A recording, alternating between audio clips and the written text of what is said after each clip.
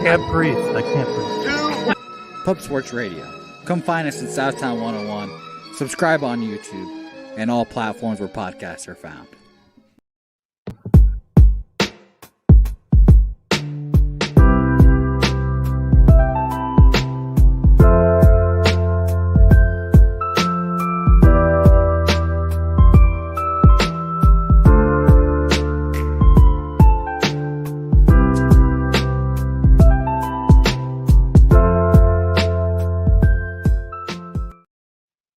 Yes, sir. Yes, sir.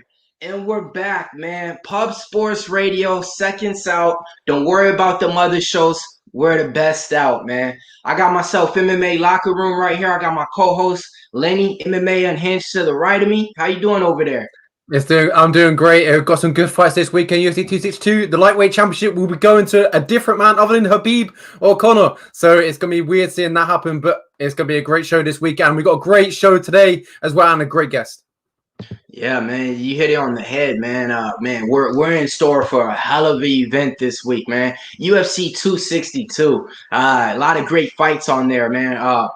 I know. A lot of people want to see the main event, but give me another sleeper fight that you like on the card, Lenny. Oh, you put me right on the spot there. Sleeper fight. Other than the main event, you might have to leave me with that one. So you shoot yours first and give me 2 seconds.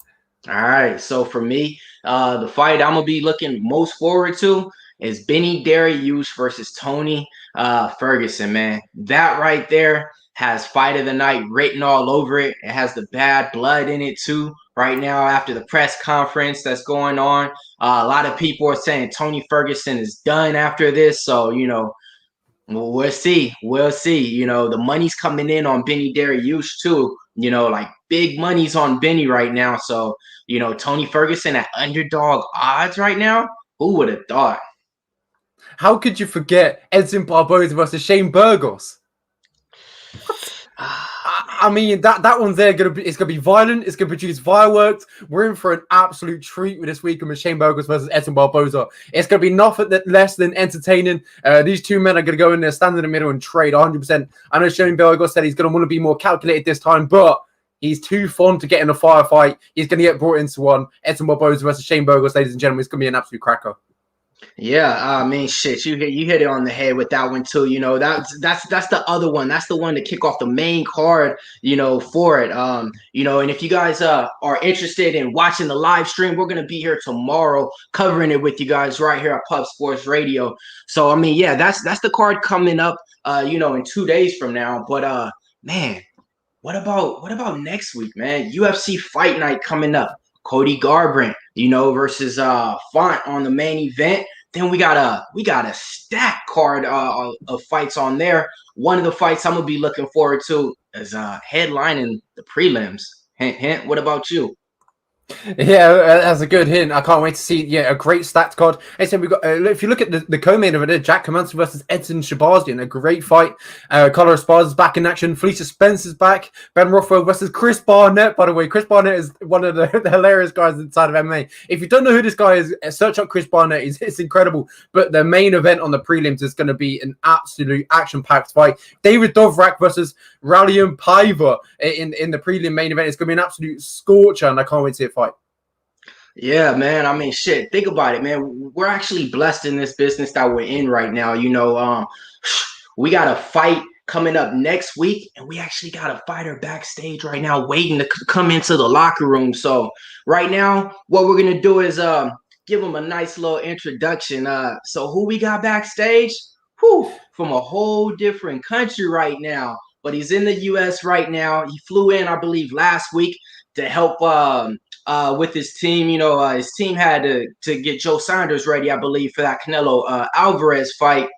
This guy right here, though, 19 wins, 3 losses, 15 fight win streak, 15 finishes.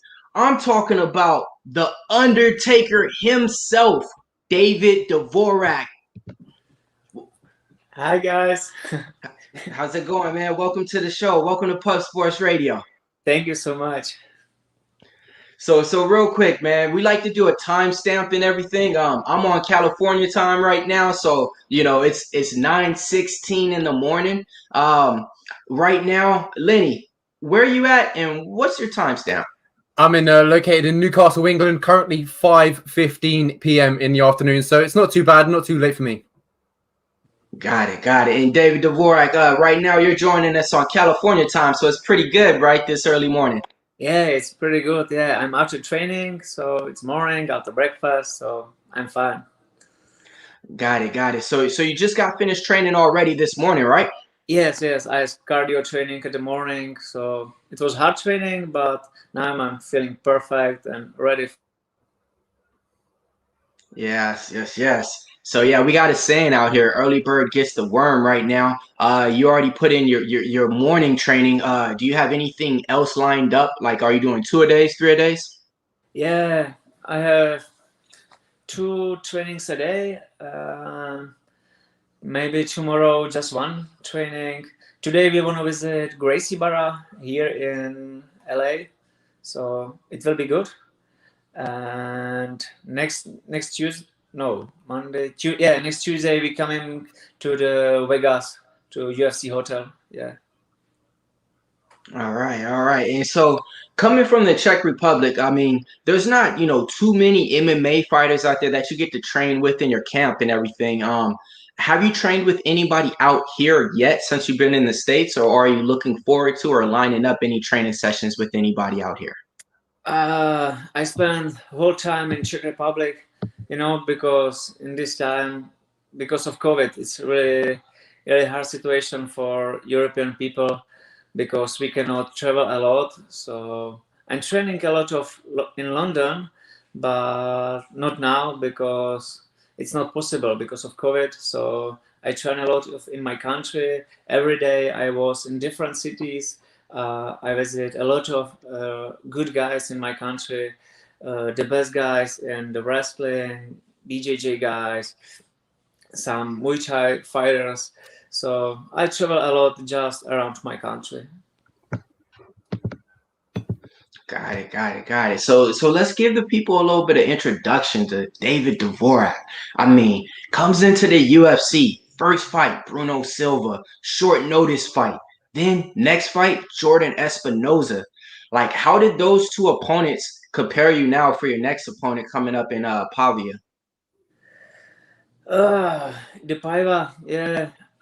I don't know what can I say about him. He's just another opponent for me, I don't care if it's Triple C or Jason Figueroa or Raulian Paiva. He's just another opponent. Yeah, the first fight in UFC was really hard for me. The first fight in UFC, short notice. I was after a long time disease. Yeah. So the first fight was the hardest fight in my life with Bruno Silva. And he has a fight on the same card in Vegas. So I would like to see him and talk with him. Yeah, good guy. Yeah, good to hear that. So, I mean, interesting. That was your hardest fight. Well, it does make sense a little bit. They say, you really get tested once you come to the UFC. You're fighting the best of the best. But I mean, it had to be a little bit tough. Your first fight actually taking a loss, right, to start off your career, and then bouncing back on a fight win streak. Oh yeah, when I start in my country, I don't have idea if it's just amateur fight or pro fight. My coach said, "Do you want to fight? Yeah, let's go fight." And I had the first fight and I lost the fight. Yeah, it was in our country was different before 10 years ago. Yeah, it was different time.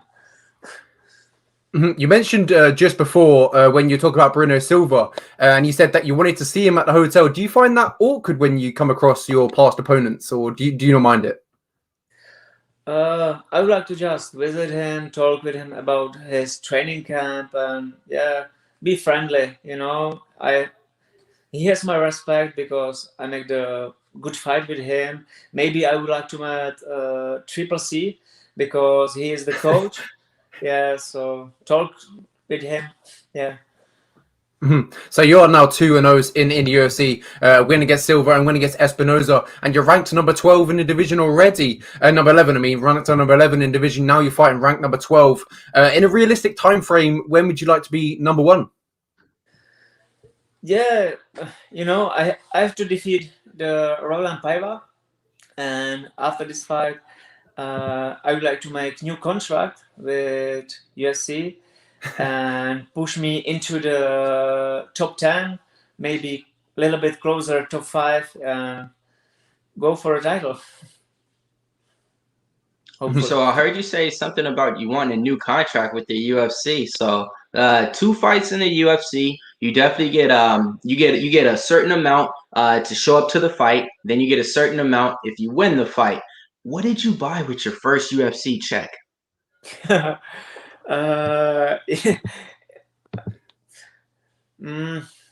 don't know how can I say in English, but I'm collector of the weapons and guns. I really love World War weapons, so I bought the gun M1 Garand from World War II. Yeah. So you and Valentina Shevchenko would get on well. Yeah. Historical lover, so I'm collector. Yeah. Collector. That's nice to know right there. So if anything ever happens, my man David Dvorak is ready with the weapons, right? Weapons of mass destruction. Yeah. Same like the guy, the former UFC fighter. Yeah, he's a soldier and Pat Curran. Tim Wait, Kennedy. no, Tim Kennedy. Brian Stan. Yeah. Tim Kennedy. He was He's a crazy guy. But John Jones loves the guns as well. I follow him on the Instagram, and I met him in Performance Institute. I talked with him about this, and it was really awesome, because he has the awesome dog and the weapons. So nice talk with him. Yeah, no, that's good to know, man. You got the same hobbies as John Jones, collecting guns. So with injuries and illness, they kept you away from us, from the UFC for a while and stuff.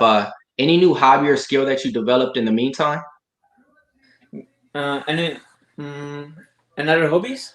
Yeah, did you develop, like, since you had to stay away, with the COVID and everything like that out there in your country, dealing with few injuries that you were dealing with, and had a little bit of time off right now. Have you developed any new hobbies within this last year and a half? Yeah, I'm the former professional chess player, so sometimes I play chess, and I love travel around my country with my brother, because my brother is hunter, so I'm coming to the forest with him, and sometimes we hunt wild boar, so it's fun. Yeah. You mentioned there that you're a former professional chess player. Do you kind of use the way you play in chess in your fight game? Do you because the chess is a very patient game? Do you like to use that, implement it into your fighting style?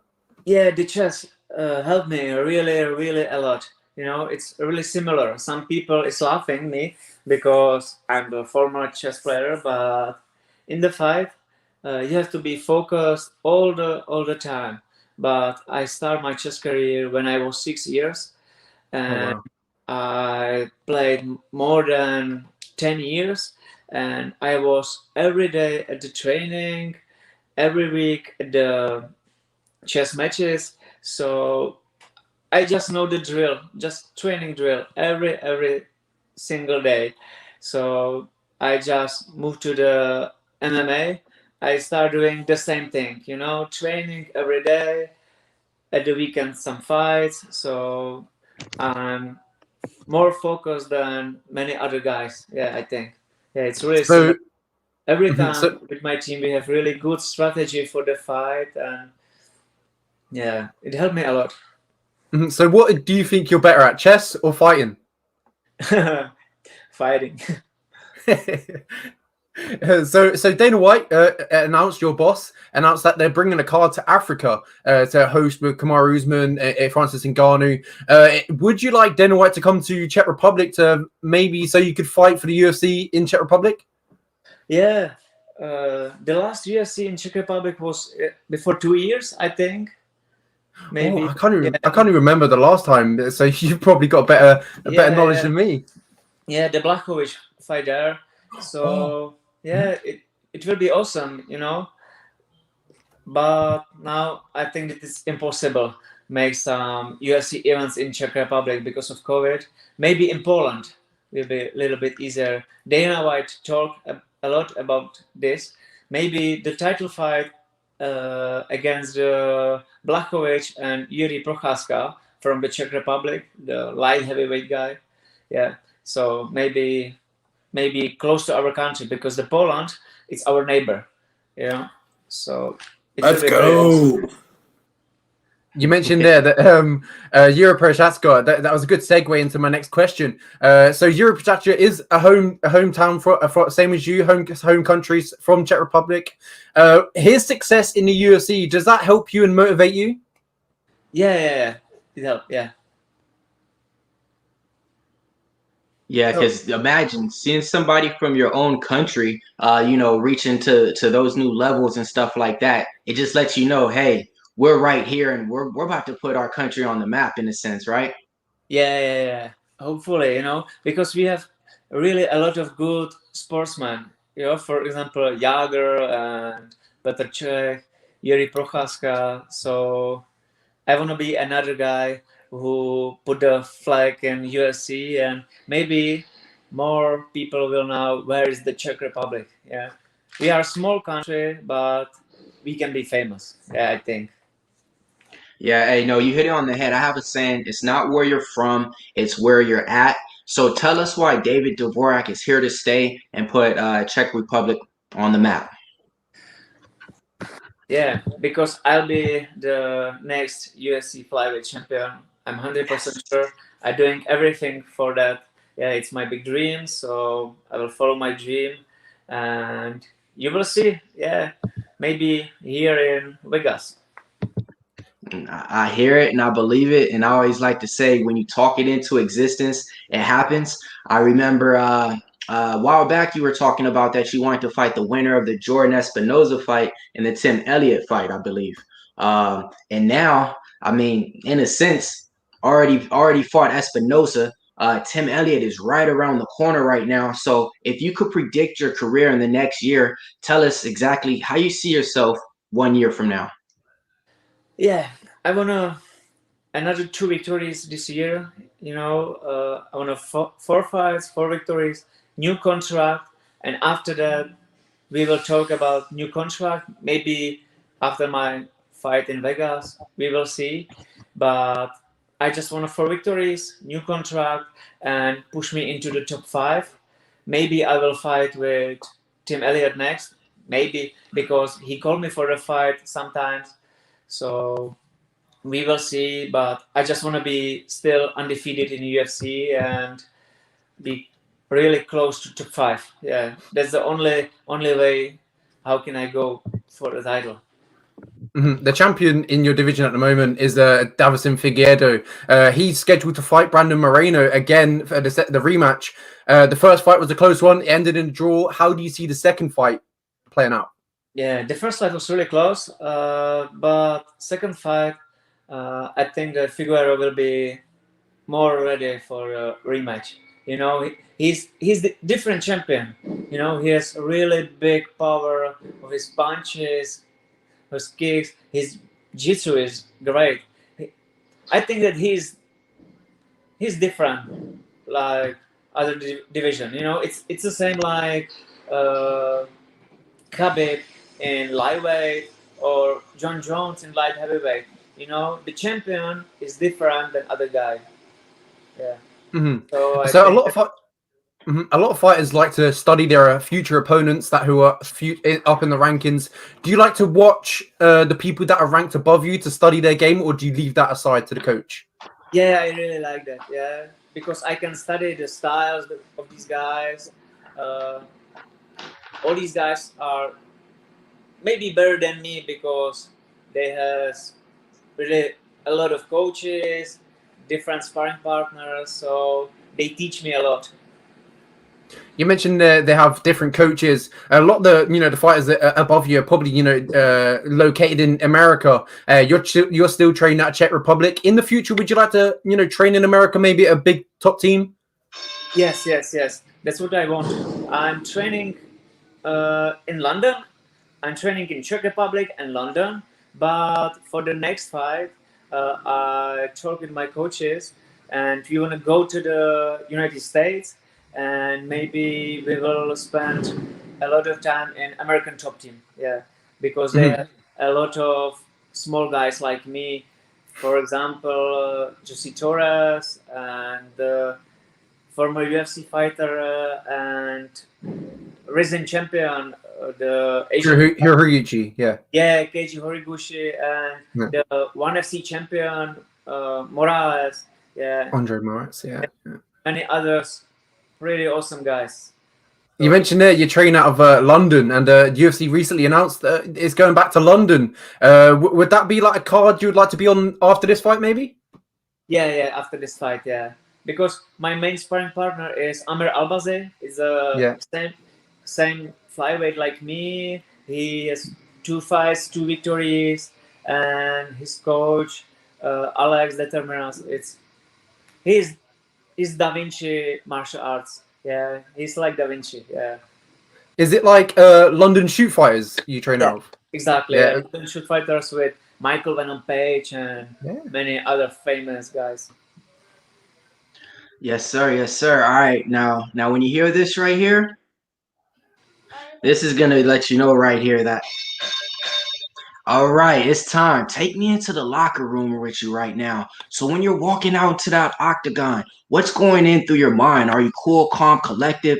Are you ready to kill? Are you thinking like this is my time to put my time in to shine? Take us exactly through your head when you're walking into that octagon. Yeah. Now it's my time. Yeah, you said really good. Yeah, it's my time. Yeah. I hear you on that, man. So let me ask you this. Going into a fight, do you prefer a vicious KO, a clean submission, or a 3 or 5 fight war? I don't think about it. I'm completely focused. So I'm doing my plan. I'm trying to finish my opponent, but it's not my priority. I just want to fight. So if my opponent will make some mistakes, I will finish him by knockout, by submission, but I don't care about it. I just want to win the fight. That's only what I want. Win the fight. I don't care about submission, knockouts, and decision victories. Yeah. I don't care about it. I just want to win the fight. Just win, baby. That's what Al Davis says, the late great owner of the Raiders. Just win, baby. So let me ask you this. Some fighters, feel it's kill or be killed when they step into that ring. Would you rather go out on your shield or would you go for the tap? I never tap in my fight. I lost the 3 fights, 2 fights by unanimous decision, and 1 fight by the big cut. The doctor stopped the fight, so I never tap. One time I had a fight with Chechenian guy. He was from Russian country, really big guy, and he take me to the armbar. So I was ready to lose my arm. He can break my arm, but I will never tap. Yeah.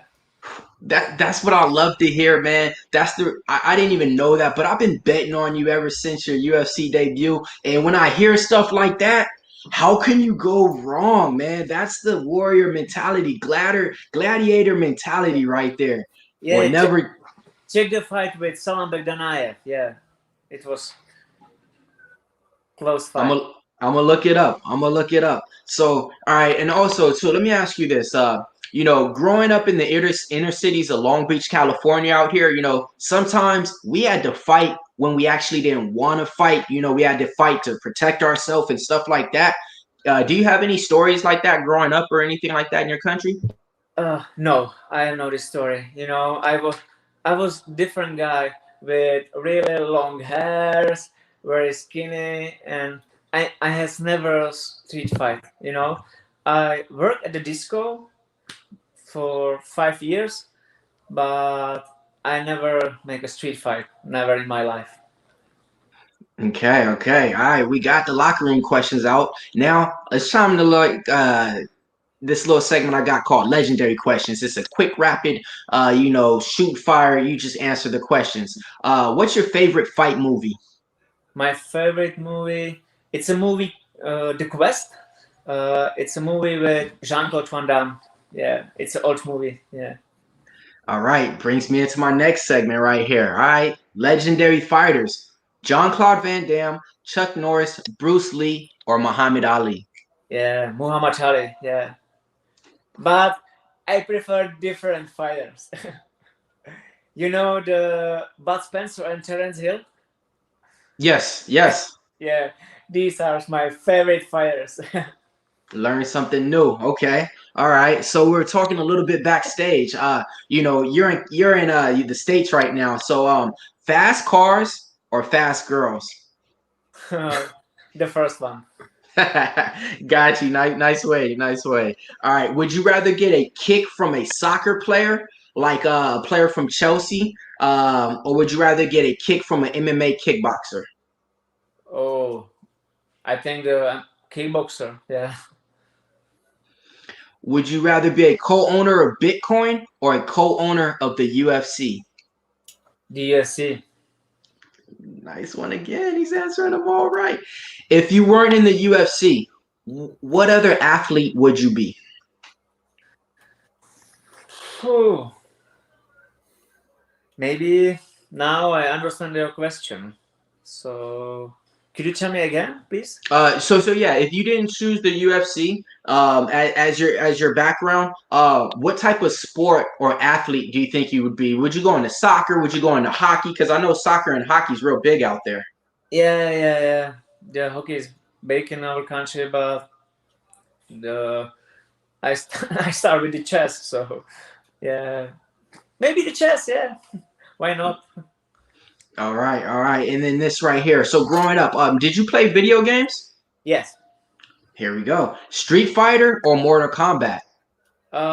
Mortal Kombat. Yeah. All right. Did you see the movie? I saw the old movie, but not new one. Yeah. You have to see the new one, David. You have to see it before your fight. It's on HBO Max. You can see it with your camp.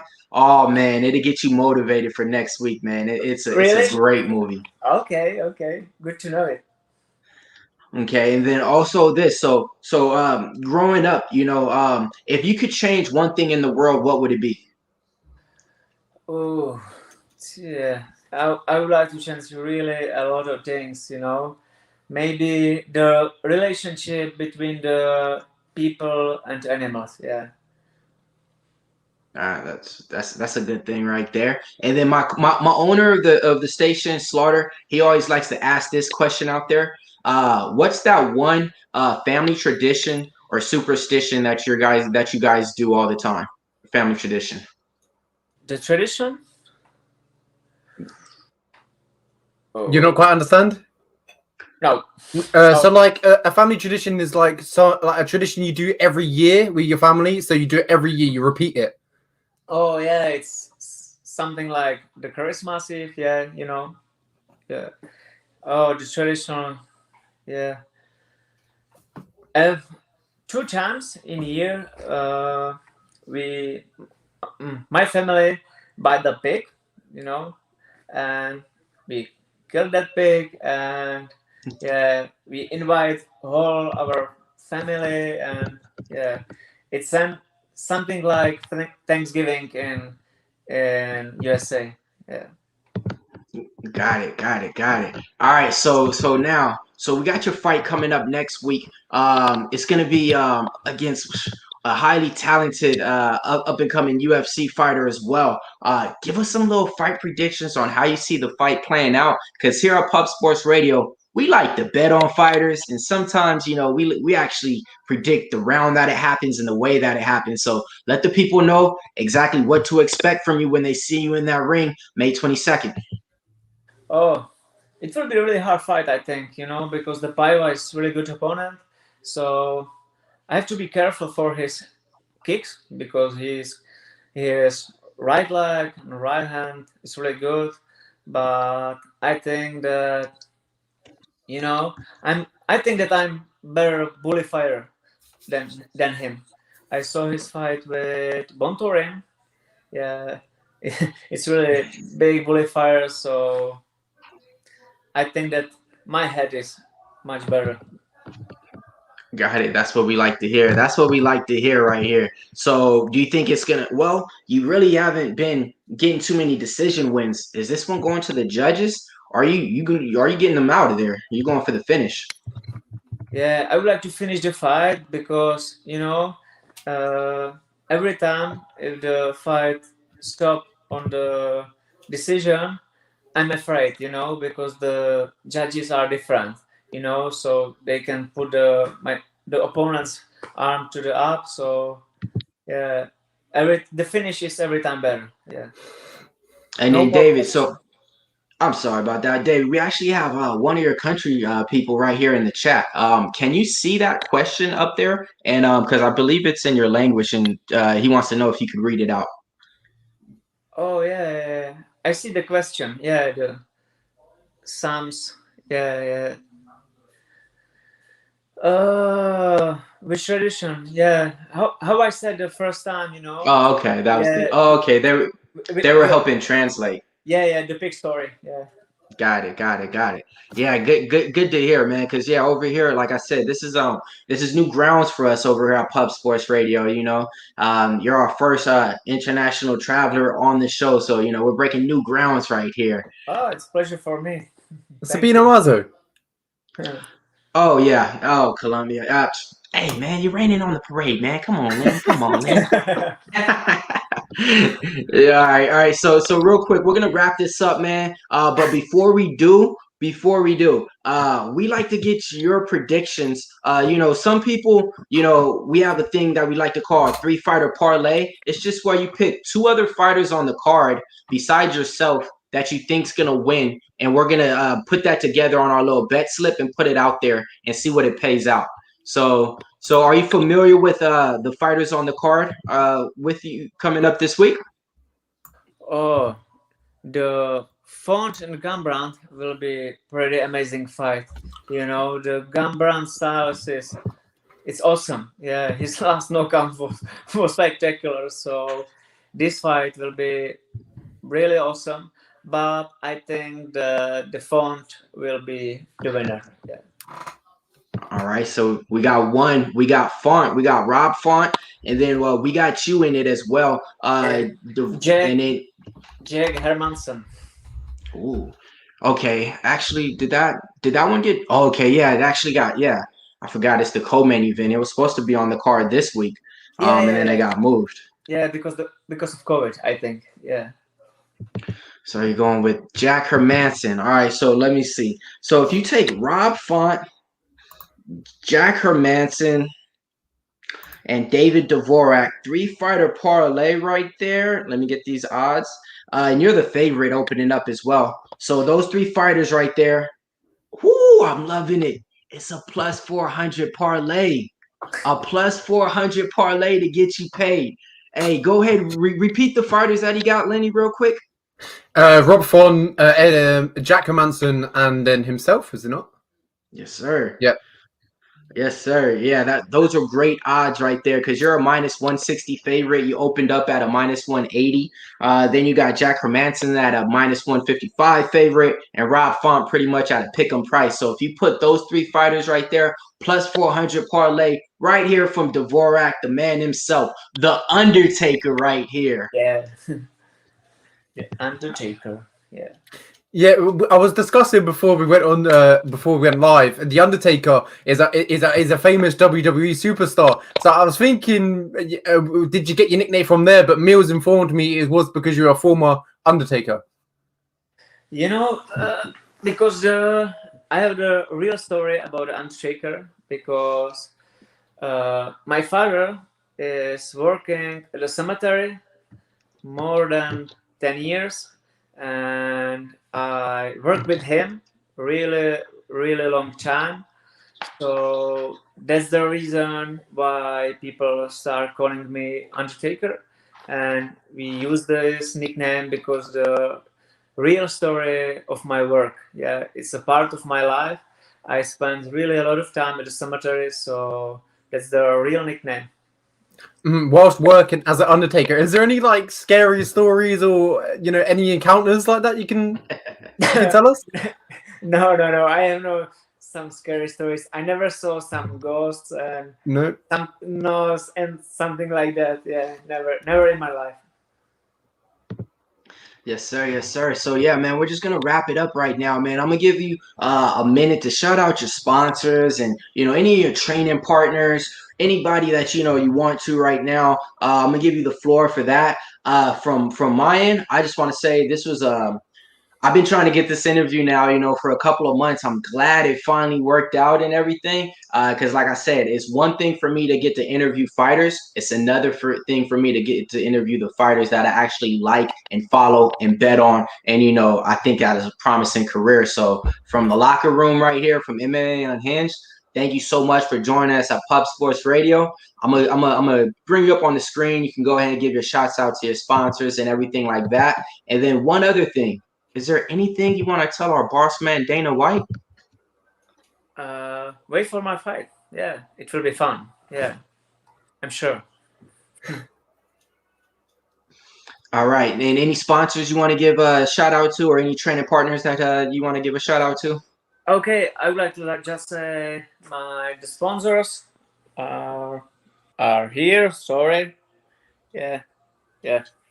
And I would like to say the big thank you to my team who's traveling with me and my sparring partners in my country, and all people around the world who are fan of me. And I'm sure that my fight will be one of the best fights of the card. I'm ready to show myself. And the last thank you is for you guys for invite me. So it's big pleasure for me, and hopefully we will see you again soon. Maybe after the big fight. I like it. Speaking into existence with the confidence. You definitely will see us soon. Like I said, this is just our first time stopping by with Pub Sports Radio. You'll definitely be back in the locker room, back with MMA Unhinged. Any other stuff that you want to promote or anything, just reach out to us. We got a platform that we can do out here for the States for you as well, too. So, and then so we got one other comment right there. I can't read it, but I'm pretty sure it's in your language. So they want to give you that little comment going out. The last question? Yeah. In my language? Yeah. Hrobaři, pohřbí další oběť. Do toho, Davide. Yeah, let's go, David. Yeah. The Undertaker will bury another victim. That's what they said right there. Hey, translation. There we go, man. I love my MMA group chats out there. Hey, I like that too. The Undertaker will bury another victim. All right. So you heard it here from Pub Sports Radio. Special shout out to everybody tuning in with us right now. If you're seeing this interview, go ahead. Drop your comment on there. Drop your like. Hey, 400 parlay right here from the Undertaker himself. All right. So, all right, we're going to let you guys get out of here. But before we do, I'm going to just play this last video for my sponsors. And David, like I said, we're going to be rooting for you every minute of the fight. We already know what to expect. All right. Thank you so much, guys. Thank you. Thank you.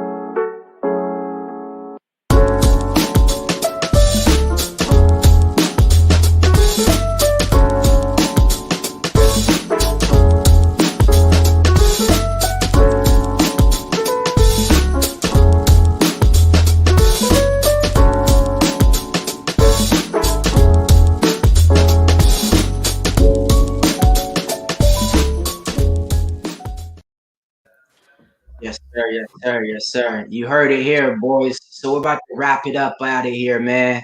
Thank you for everything backstage, man. My man Big Show's running the show backstage, man. Appreciate him on the ones and twos out there. My man, MMA Unhinged, Lenny, thank you for coming in and joining us as well. I'm going to go ahead and let you say the slogan that we like to say as we wrap up the show. Don't worry about them other shows. Seconds Out is the best show. Make sure you tune in. All right, man. Let's go, man. Pub Sports Radio. F the rest out. We're the best out.